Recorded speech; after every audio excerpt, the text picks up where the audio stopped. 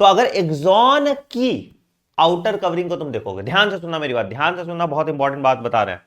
अगर एक्सॉन की outer covering को तुम देखोगे, एक्सॉन की ध्यान से सुनो, अंदर से, अगर अंदर से एक्सॉन की आउटर कवरिंग को देखोगे तुम, तो इसको हम बोलेंगे एक्सोलेमा। एक्सॉन की आउटर कवरिंग क्या होगा? एक्सोलेमा। क्लियर है? एक्सॉन के अंदर जो साइटोप्लाज्म होगा उसको क्या करेंगे हम? एक्सोप्लाज्म। उसको क्या कह देंगे हम? उसको कह देंगे एक्सोप्लाज्म। तो एक्सॉन के अंदर जो साइटोप्लाज्म होगा उसको क्या कह देंगे सर? उसको कह देंगे हम एक्सोप्लाज्म। ठीक है सर, बहुत अच्छी बात है। एक्सोप्लाज्म, ठीक है, ठीक है सर, ठीक है सर, ठीक है सर। कोई दिक्कत यहां तक? कोई दिक्कत यहां तक? कोई दिक्कत यहां तक? ठीक है। अब अगर हम इसके चारों ओर एक शीथ लगा रहता है, मैंने बोला था इसके चारों ओर एक कवरिंग शीथ लगा रहता है, इस कवरिंग शीथ को हम, ध्यान से सुनना मेरी बात है, बहुत इंपॉर्टेंट बात कर रहे हैं, इस कवरिंग शीथ को हम क्या कहते हैं? इस कवरिंग शीथ को हम, इस कवरिंग शीथ को हम क्या कहते हैं सर? इस कवरिंग शीथ को हम कहते हैं माइलिन शीथ, जो इंसुलेशन करता है ताकि इंपल्स कंडक्शन इस रीजन से ना हो। ठीक है, तो इसको क्या कह देते हैं? इसको हम कह देते हैं माइलिन शीथ।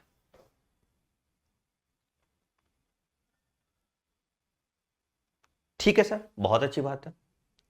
ठीक है, अच्छा, अच्छा, ध्यान से सुनना, और मेरी बात ध्यान से सुनना, ठीक है। अब माइलिन शीथ के बाहर एक और सेल है जिसको हम कहते हैं श्वान सेल्स। यहां पे मान लो एक और सेल है,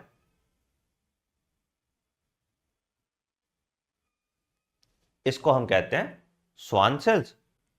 और इसके चारों ओर अगर श्वान सेल का मैं न्यूक्लियस बना दूं, मतलब एक न्यूक्लियस है और इसके चारों ओर श्वान सेल का, लेट से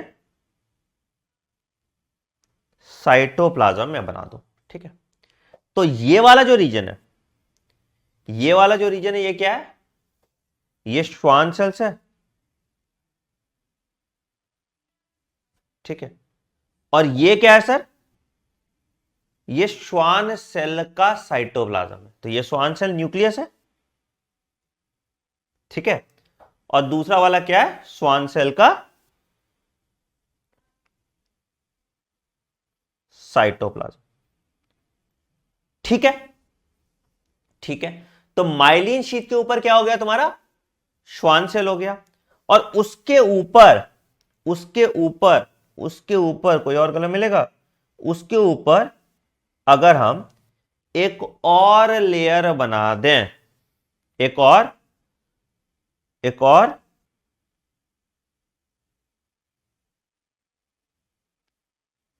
मेम्ब्रेन बना दें, तो इसको हम कहेंगे न्यूरीलेमा। इसको हम कहेंगे न्यूरीलेमा। समझ में आया? समझ में आया? समझ में आया? तो एक्सॉन का जो आउटर कवरिंग है उसको हम एक्सोलेमा कह रहे हैं।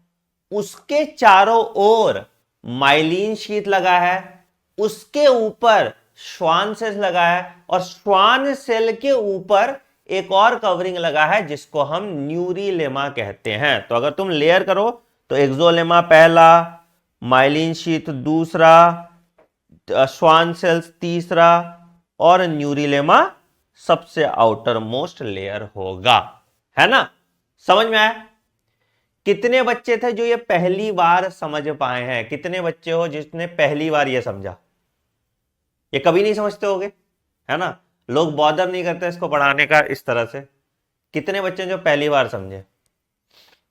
शाबाश, बहुत बढ़िया, बहुत बढ़िया, बहुत बढ़िया। ठीक है, चलो आगे बढ़ते हैं कहानी अपना कारवां आगे बढ़ाते हैं, तो मैं ऐसे ना इसको घुमा देता हूं, ठीक है। ये ऐसे इतना घुमा नहीं रहेगा, बट मैं घुमा दे रहा हूं, ठीक है,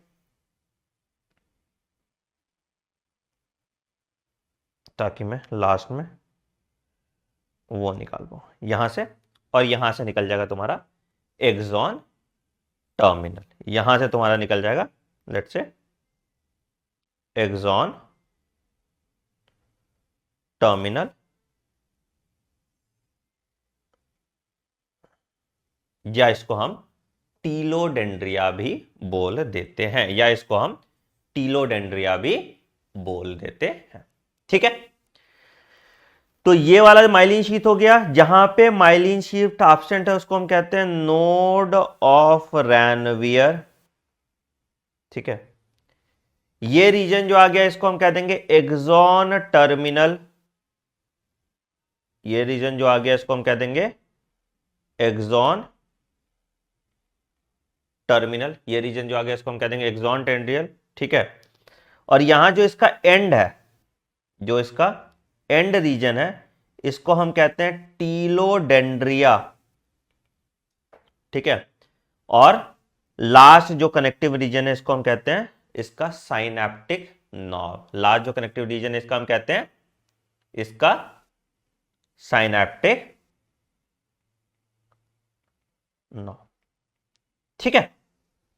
तो बेसिकली मोर और लेस तुम्हारा यही है स्ट्रक्चर ऑफ न्यूरॉन, यही है स्ट्रक्चर ऑफ न्यूरॉन। अब हम लिख लेंगे आराम से, अच्छे से एक एक चीज को लिख लेंगे, बट डायग्रामेटिकली तुम किसी चीज को समझ लेते हो ना, तो वहां पे तुम्हारा मामला खत्म हो जाता है, वहां पे तुम सॉर्ट हो जाती है तुम्हारी चीजें। तभी ना तुम जैसे फंडा बॉक्स का डायग्राम देखो इसका न्यूरॉन का, तो ऐसे रिसर्च के साथ किताबें बनती हैं, तुम फंडा बॉक्स का डायग्राम देखो न्यूरॉन का, इसीलिए मैं इतना इंफेसाइज करता हूं।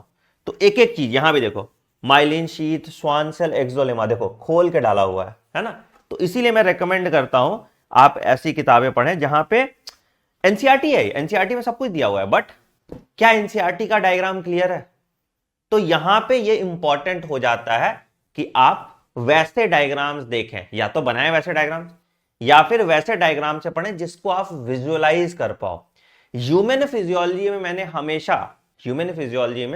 मैंने हमेशा यही पॉइंट रखा ना कि ह्यूमन फिजियोलॉजी सबसे आसान क्यों है, क्योंकि आप उसको विजुअलाइज कर सकते हैं, आपको याद कुछ नहीं करना।